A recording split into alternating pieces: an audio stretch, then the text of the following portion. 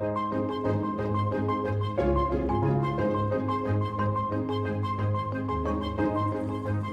to the CityServe podcast. CityServe's mission is to empower the local church to be a catalyst for life and community transformation. CityServe's mission, as you know, as we empower the churches, we have a supply chain. Many of the resources, goods in kind, and food, and any of the other resources, many of you have already taken advantage of. But also what we talk about, that maybe not as much, even though when you're onboarding, we talk about Isaiah 58. Lean into brokenness, and that template for us is those 10 initiatives.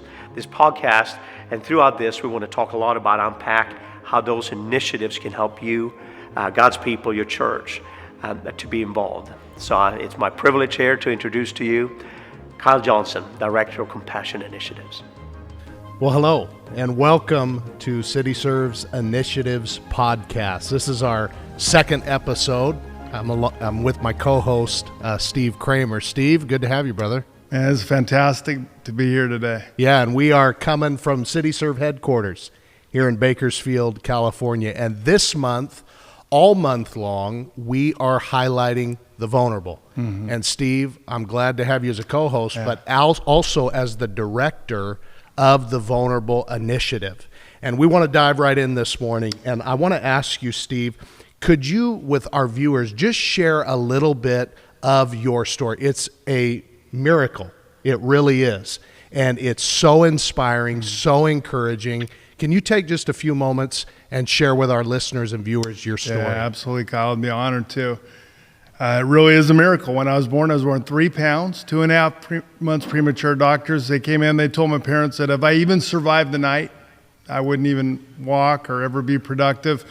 And, this is back in the 70s, so technology is not what it is today, apparently, because they said that they actually tied a string to one of my toes and would pull on it when I stopped breathing. So I always say my life was hanging on by a thread, and that gets, kind of forced laughs. But, God's been so good to me. I was, in wheelchairs growing up. I remember going to school at Shriners Hospital, racing my friend on a gurney. I was in a wheelchair down the hallway to first grade.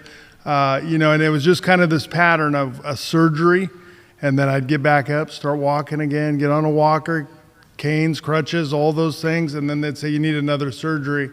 And so, it really plays into, our heart for the vulnerable and my story.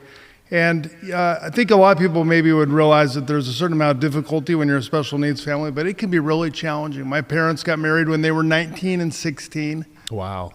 When I was born, they separated for almost a year. My dad had hopeless thoughts about taking his life. I mean, the challenges a special needs family faces are tremendous. And it was because of a local church in Needles, California, that came to our house and said, hey, they saw we were moving. Hey, can we move you into your house?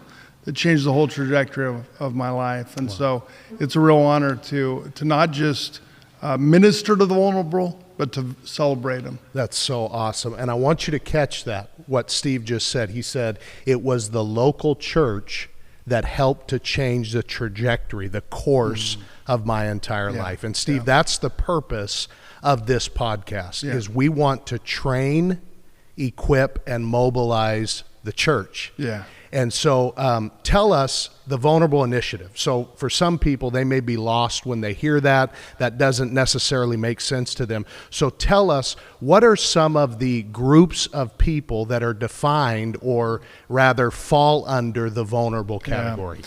We at CityServe consider the vulnerable special needs families, those with mental health challenges, at-risk youth, and then pregnant mothers and the unborn.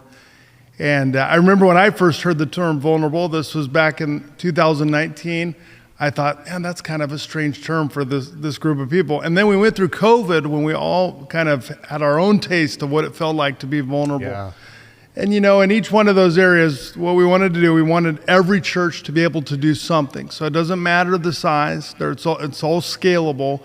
We also wanted plug and play models. We wanted to be able to partner with the best of the best, those that had a proven track record, both nationally and internationally, to reach the vulnerable. So we have, like I said, plug and play models for it's called Fresh Hope for mental health, for mental health challenges. We have help with at-risk youth, and then pregnant mothers and the unborn. And I'll tell you what, Kyle, at the heart of that, as I was doing a little study in church history, I don't know if you know this, but in the first, couple hundred years, they actually tailored, and the whole service, a church service, was built around the vulnerable. Wow. To not just minister to them, but to celebrate them.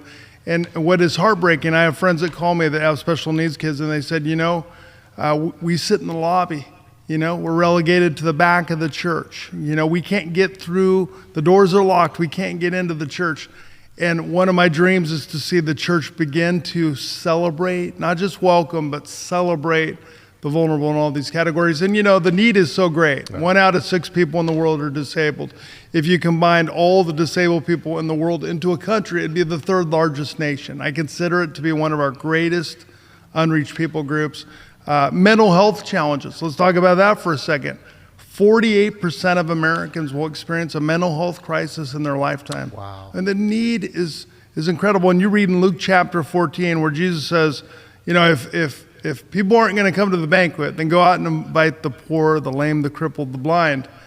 And he says, go out into the highways and byways and find them and compel them to come in. And I think too often at the church, we're just kind of waiting for something to happen, like the special needs bus to just pull up and drop a bunch of families off, And thankfully, we're seeing the tide turning from the U.S. and abroad. We're seeing churches that say, we don't want to just wait for them to come. We, of course, want to be ready when they do come, but we want to go out and find them. Yeah. And that's the heart of Jesus. Amen. And Steve, you, along with our other directors, pastors, leaders, maybe you're just attending and you're going to show this to your pastor. Really, your role as the director of the Vulnerable Initiative is, number one, you want to help pastors to create awareness. Absolutely. Right? We can't bring solutions if we don't know what the problems and the issues are. Yeah. But secondly, you are doing research and development to find out what is working across the country, what is most effective that you can put in the hands of pastors and leaders and churches. And then lastly, you want to be able to not only create awareness, not only the research and development, but provide that ongoing technical support. Yeah. One of the greatest plug-and-play models really in the world, and I know I speak for you when I say that, is Champions Club. Yeah. And we are so privileged today to have the founder and executive director of Champions Club, who is also a speaker, a minister. He is also one of the greatest team builders that I've ever known. Sure is. Craig Johnson. Craig, welcome to the podcast, my friend.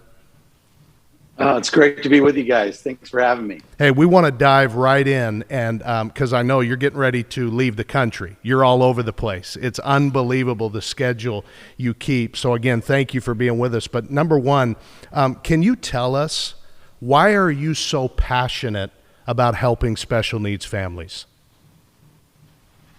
Well, I think, you're either, it either affects your life, personally, which that's what happened to me, or God gives you a passion and mission for a group of people. And for me, it started with my son, who was at 2 years of age, just like my other 2 children. And then within about 3 weeks of time, everything changed, and where he would play with other friends. Now he played by himself, where he'd give us a hug and a kiss.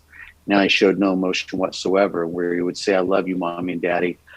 He stopped speaking altogether. And he was quickly diagnosed not too long after that with autism. So what Steve was talking about, how it literally changes your world, it changes what you perceived or your vision of what your life was going to be. And it gives you a literal, you have to find a new vision, overall. And so that's really where it started with me. And my son had a miracle that took place in his life, where at 5 years of age, he spoke his first words, and it was actually a spiritual declaration. Wow. That we speak at our church. So when that happened, that miracle kind of went around the world, and people began to hear about it. And that's really what started. I think it was incrementally, it was step by step, but you have a choice, I think, when you're when you're a special needs family, you can either be victimized by it or you could be a victor over it. And really what so makes good. a person a victor is when they start being good to someone else when they're going through their own storm. And so that's what we begin to do. We begin to help other people. Wow. Yeah. Craig, a lot of people might be intimidated in helping special needs families. Tell us, how does Champions Club eliminate those potential barriers? Well, I found out, when we started with special needs, I thought there were a lot of organizations out there. I thought there was a lot of help, and that there is more help today than there ever was. But you quickly find out, even today, even though special needs has been around forever, how pioneering it is. What's cool today, though, I think, is the fact that, like, for instance, we started in 2008. So really for the last 10 years, we really answered every question why a pastor could not start a special needs ministry. And it was just, if a pastor said, hey, listen, we've got our children's ministry. I only have enough volunteers for that. How can I start a specialized ministry? But we've tried to answer those questions and helping them at every level. So whether it's, it's one thing to give them a program. It's another thing to go, now you go recruit and you train and you build these teams. So we not only provide help in a plug and play model where any church, any organization can do it, but we also teach them how to recruit. And we teach them how to build teams, and we teach them how to train. And so we try to answer over the years every question, every reason why somebody couldn't do a special needs ministry. That's good. And now, in my opinion, we've answered those questions, and people at any level, whether they're a small church or a large church, they can launch a special needs ministry. And what's great is we can help them through CityServe. Yeah. Wow, that's incredible. I've heard there's significant growth when a church starts a special needs ministry. How strategic can it be for a church to minister to their community by starting a special needs ministry? Well, I always say it like this. I would stand in front of pastors, leaders, and different people, and I would show them a picture of my family. And I'm blessed, like you guys are, to have a beautiful family. I have 3 kids and my wife, Samantha. And, when you see the picture of the kids, you don't, with Connor, you don't see the autism behind it, right? But you see the picture of the family. I would say to these pastors, how many of you would like me to come to your church? We love to give. We love to serve. We love to be a part of a community. And everyone would say, man, we would love a family like yours to come to our church. And then I would say, well, here's the challenge. If you don't have something for my son that has autism, it's going to be difficult for me to come to your church. And then you see this blank, look on their face. And I believe this. And I've been around the church, for all my life. I think many times we're fishing the same ponds in churches. We're fishing in the ponds to have a great worship service, and we're going to have a great children's ministry and youth ministry and stuff like that. And that's great. You need to be excellent. You need to have those things. But there's a reason why churches aren't growing, because they're fishing the same ponds. And here's a pond nobody is fishing in. I shouldn't say nobody, but very few are fishing in. And yet, when you give those statistics, Steve, you realize there are millions of families like mine that haven't been to church in years, not months, years. And when you open up this ministry, what you realize is it's not just a good ministry, it's transformational for these families. Good work. And these families are able to get help with their child, and it changes their how they do life, But the cool part of it is, for a church, is these families give and they serve. Yeah. and they're part of this community, and it grows a church. So I would say with Champions Club, you'll usually grow no less than 3 to 5 families. And I've seen some churches grow 300 families. So it's a huge church growth tool. That's not the reason why we do it, right? But it's a huge church growth tool but you are truly in the hands and feet of Jesus. You're truly meeting needs, and you're pointing these kids and families to their destiny. They've got destiny too, and you're helping them navigate how to get there. And you find out, wow, these guys are doing great things for God now because you opened it up at your church. Yeah. Beautiful. So good. That's so good. And Craig, this is obviously something personal for you. And you talked just a moment ago about that's really what helped to launch and start Champions Club. But I've had the privilege of meeting a lot of high capacity, high level leaders. And no joke, there's nobody I've ever known or met that is better at building teams than Craig Johnson. And Craig, you said that's actually one of the things that Champions Club helps with in that training and curriculum is how to raise up volunteers and build those teams. And Craig, man, so grateful to have you on this podcast. And again, pastors, leaders, what we're trying to do here is come alongside you and present all kinds of options and resources and ways that you can begin ministry and engaging the vulnerable in your community. Champions Club is a great model for those with special needs. But Steve, we've also got, you identified those, mental health and other things that fall under this initiative that you'd love to help churches and pastors with. You know, Kyle, as Craig was talking, and I love Craig, you know, the ministry, the heart he has for it. The Bible says that God is close to the brokenhearted. And I always tell people, if you want to get close to God, get close to the brokenhearted. It's where he is. It's where his presence is. And this is the first ministry I've had where I've worked with special needs families directly and vulnerable families. And I'll tell you, almost every single time I get tears in my eyes because I sense the presence of God. And I would challenge and encourage any pastor out there to just take a chance. We'll do all the work for you, the heavy lifting. We'll set you up. We can set you up today. I just set up a church in Washington with Champions Club. They said we want to start last year because they were, they had so many needs, special needs families. So we can get it, and it's up and going. So we can get it up and going fast. We're just asking pastors to trust God. Give us a chance. Let's see what God will do. And you will sense his presence like nothing I've ever experienced before. That's so great. Hey, Craig, before we let you go and our time's coming to an end here, is there anything else you might say to a church leader or a pastor who is watching or listening to this podcast who's kind of on the fence about starting something like Champions Club?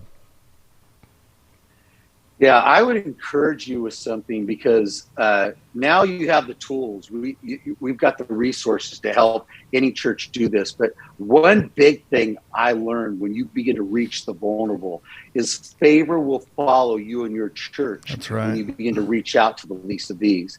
And I've seen God use these ministries to buy buildings because people were so touched by it. Mm-hmm. I've seen God unleash tremendous favor on churches because they're meeting the needs, the real needs, the ones you have to get in the dirt at times, get a little dirty at everything, get a little messy. But if you're willing to do that, that's where that's who Jesus chases after. That's right. So if you chase after the things that Jesus chased after, he'll chase after you and favor will follow you in your church. That's so good. I want to thank our guest, Craig Johnson, the founder and executive director of Champions Club. And for Steve Kramer, our national director of the Vulnerable Initiative, my co-host, this is Kyle Johnson. Thank you for making time. Share this with as many leaders, pastors, and people as you can, because we want it to serve as a challenge that we can do more. We can do better, but we want to come alongside you, and we hope this serves as a blessing and encouragement to you. God bless you, and we'll see you next month.